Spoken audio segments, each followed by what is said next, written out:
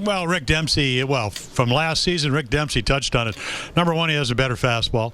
Number two, he's got a two-seamer, four-seamer. He's got a slider, didn't throw it that much. And when he did last year, it wasn't that effective. So, again, tonight, early on, good fastball, threw some sliders and fastball counts. Morrison went down on a strike that probably was outside. So, at the end of the day, he overpowered a team. There's not a great offensive team, a young hitting team. But, again, everything was working tonight. Again, the two walks, and when he got in trouble, he went to a different level. In the fourth inning, when he needed a big strikeout, Corey Dickerson was with runners at first and second, 2 outs. He was able to go to 95 miles per hour, strike him out. Jennings was the next hitter, got him to hit a fly ball to center field. He had been, 2 for 23. So when he needed to get the big outs, and Moore at this time is pitching a shutout, he was able to do it. And then, of course, Moore pitched a great game.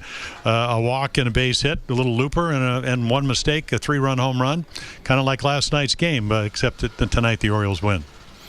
Jimmy, Joey Rickard hits the big 3-run home run. Nobody really expected that. But there's been a difference in this offense from the beginning of the season. I think Joey Rickard has got a lot to do with that. Well, Depper, the one thing he does, he has a quick bat. And he says, well, you got to be aggressive and whatever. I mean, if you can hit the fastball, you got a chance to play in the big leagues. There have been a lot of guys that come to the big leagues and they said, well, Mom, I'm throwing curveballs. You got to go back home. You got to go to AAA or AA. But to me, the guys that could hit the fastball can adjust. If you can't get on the good fastball, and Moore had a good one tonight, that's what he hit for the 3-run home run, you're going to struggle at this level. He's gotten pitched to. The fact that he can do that, they've made some great pitches. It doesn't look like he gets the borderline pitches being a rookie, but at the end of the day, he looks like he's a pretty good player. And as I mentioned, he needs to get to Baltimore, work on his bunting, to get on base, because he can go from first to third, he can steal bases, he can do a lot of things. And the other thing, he's a very good defensive outfielder, and that's going to also win you ball games.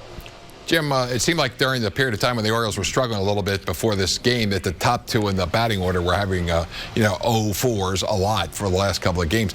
And the fact that Rickard comes through tonight, how important is it for the top of the order to produce for the rest of those guys beyond that in the lineup? Well, you want the table setters, and it always puts pressure on you. Ideally, I mean, it's interesting to me that when you look at what went on in the fourth inning, Longoria came up after two guys got on. Now, you want to pitch to Longoria if you're Tillman, because he's 17 for 51 on your terms.